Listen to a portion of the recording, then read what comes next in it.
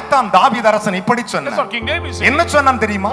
என் அருமையான கர்த்தருடைய பிள்ளைகளே, தேவன் தம்முடைய கிருபையினால் என்னை சந்திப்பார் என்றார். The Lord will meet me with his mercy. ஒருவேளை என் அன்பு மகளே, maybe my daughter, மனம் கலங்கி நின்றாய். are you troubled in your heart? ஐயா, கடந்த வருஷம் எல்லாம் all the நான் உபத்திரவத்தின் நடுவில் இருந்தேன். I was among suffering. நான் சஞ்சலத்தின் நடுவில் இருந்தேன். I was greatly. என்னுடைய வாழ்க்கை எனக்கு கசப்பாய் போயிற்று. It is bitter for my life. எனக்கு நீதி நடக்குமா?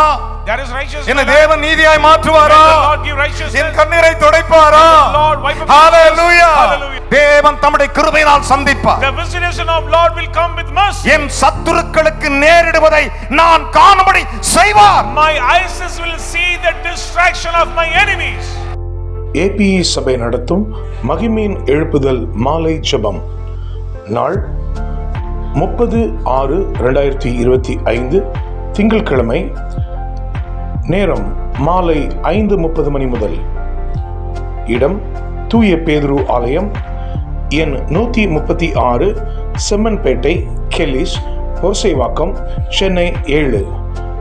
தீர்க்கதரிசன தெய்வ செய்தி சுவிசேஷகர் என் சாதுபால் சாலமோன். கர்த்தருடைய செயல்களை வந்து பாருங்கள்.